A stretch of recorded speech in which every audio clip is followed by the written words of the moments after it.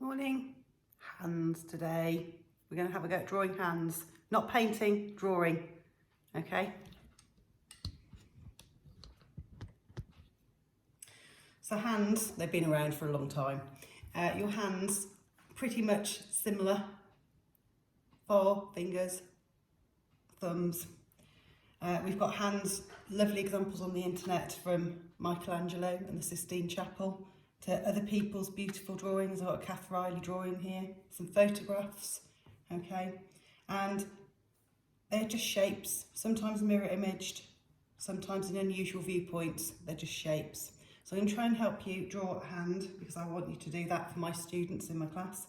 I'm going to be drawing my hand, but I need you to appreciate that the view I've got is going to be slightly different to the camera because I'm working to the side of my drawing all the time. It's the only negative about not having a ceiling mounted camera. Okay, so on the back I've got some other examples of gestures for hands which might make it easy. I'll put my worksheet on or try and get you a copy of that. So for today, we need to first of all make sure we've got the right pencils. I mean, noddy pencils, there's another one, children's pencils. Noddy pencils are great, they look pretty and they're nice, but they have flaws. They're great for sketching out and memories, but just for example, there's the lead of that one. It just likes to come out all the time, which is why it hasn't really been used. Okay, sorry princess, can't use you today.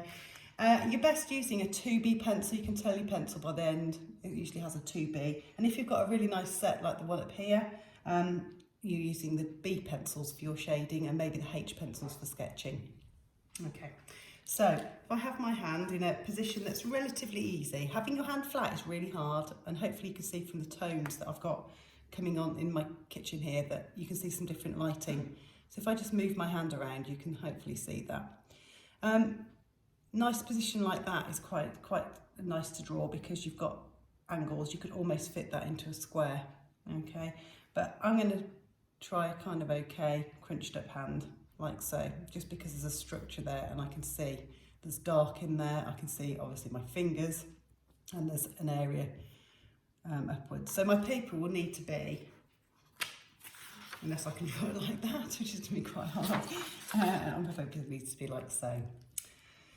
So first job is to sketch it out. Look for familiar shapes. So I mentioned a square. I mean, I could almost say that this is a square. So I'd sketch out my square. But my square's got curves, okay, and you've got proportions again, which you can measure with a pencil. So to the point of my thumb here, okay, my pencil is pretty much the whole length. So using my judgment, I know that that thumb is going to be somewhere there. We put the curves in afterwards. We're just trying to plot what's going on. And I know that I've got almost a straight line coming away from there, which was part of the square that I initially drew out. So I've got this lovely kind of shape that comes in here. I'm looking at negative space. I've got one finger, got my 4 fingers, and they all jut out at different angles. And this one comes in here. And there's like a nice crinkly shape. And if you notice, your fingers have got segments because there's little joins in bones, okay? So we've got almost a line that does that across the whole of those fingers. Okay, so we look for patterns and lines, and then we can start plotting where the fingers are. So I've got a finger well and truly embedded down here, and I've got another one here. I'll connect them up in a minute. Another one there, and these fingers are all slightly out apart from the little one which is down here. And then I've got a tiny little finger there. So that is basically basic plotting of my hand. Now underneath here, I've got the side of my hand, which is a bit crinkly, and then it meets my wrist. Never underestimate how thick your wrists are, because they are actually quite thick. Now I'm going to have to move this hand at some point because I'm going to end up with cramp, but I know the position loosely. I'm just going to come back up here to my thumb, because there's a beautiful sweeping curve of a thumb. And I can change and tweak it as I go along because I'm not pressing on too hard with that pencil. Thumb goes up a little bit there, to then come down, and then go out again. Now, it's always nice to have a putty rubber Because putty rubbers are great. They're better than normal rubbers because they kind of almost stick to your pencil, and any marks they'll just remove with a very, very gentle rub. So if I've got a nice strong outline there that I want to reduce, I can just graze over it with the rubber and it disappears. I've got my pencils at the ready to do my shading. I'm going to apply shading where I can see the darkest tones and the lightest tones, and I'll quickly show you that before I do a time lapse to finish this. The other thing I'm using, it's a new invention, is something called a smudge stick. It's like paper. In the old days when I was at school, we used to use our finger and we'd smudge away and we'd get black fingers. But now we've got these things called smudgy sticks, and they are really good for moving the little carbon particles from the pencil. They give you some really nice blended tones. So, next job, because my hand's hurting now, my next job is to look a little bit more closely now and refine where these nails are. Not particularly nice long nails, these. Note that there's a few creases in the angle of my finger that changes. Note here, that's another nail. And again there, these are quite dark down here. And the little finger just disappears to the side of this finger here, like so. There's that line where the tone will change. So what you're going to see is that I'm going to put the darkest tones where I see them, really dark in between the fingers, really dark in there, okay?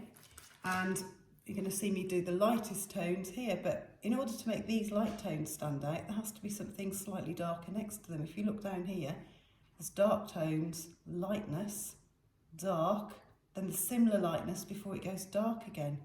So if we were just to isolate that as a tone strip, you can see dark to light, dark to light. I have done a few studies earlier, just to give you an idea. You don't go very, very dark with your tones on the main hand, because the pencils obviously have got a range of tones they can do. The darkest like so, and if we do shading, it goes to light, and there's the famous finger for smudging. Okay, so we don't want too many of these very, very dark tones because the hand isn't that dark. I'm going to foot study a quick one for you as well. Okay.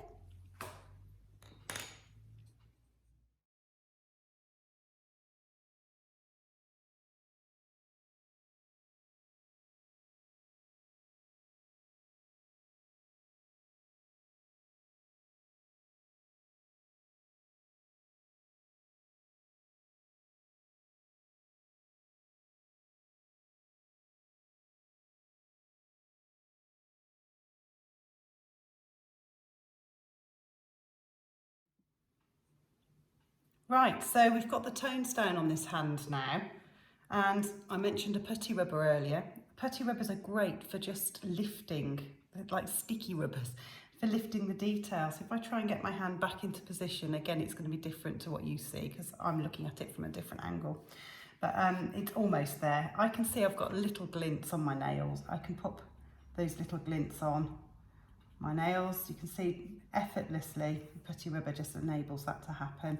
If you look particularly on the thumb, there's some good tones on the thumb because there's light coming down here. You've also got areas of light on the top part of the first finger, so I can pop a little bit of work on there just to, don't want my hand to look metallic, but I want it to obviously look a little lighter than it is. And because I've used a 2B pencil to get my tones, it should enable that lifting. And if I go too far, I'll just have to put it all back on again. So I'm accepting, before I even started, I'm accepting that it isn't going to be perfect and I might have to rework little bits. Sometimes drawing is about a mindset. If you allow yourself to make mistakes and then try and correct them with either some advice or through practice or your own judgment, making sure that it looks as it should. So this little finger down here isn't defined very well at all, so I need to work on that little finger. Just get a little edge, better edge. There. Might be because I've got my hand in a different position, slightly different position. I also need to just rub down here because the bottom edge isn't quite as dark.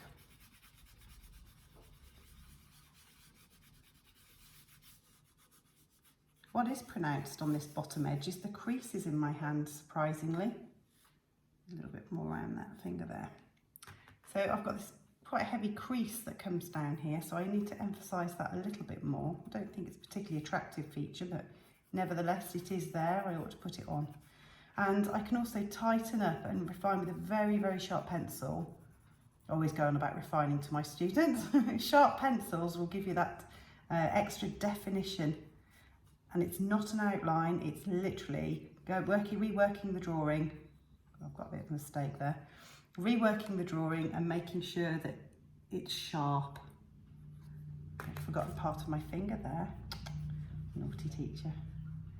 Okay, now I couldn't actually see the top of my skin there, but I'm sure the camera might. Some little creases underneath there. If I come over here and have a look, I can define this area here. It's quite a strong line. It's not an outline, but it's a bit of a line with some shading. Okay, I'll add more 3D effect to the study. There's also like a tonal crease across the back of that knuckle there as well, so I've got to put that on. A bit of one here as well. It's like it goes a bit darker before it goes lighter again. So all these little finishing touches and fiddling, extra attention to detail makes your drawings, and it will make them more realistic.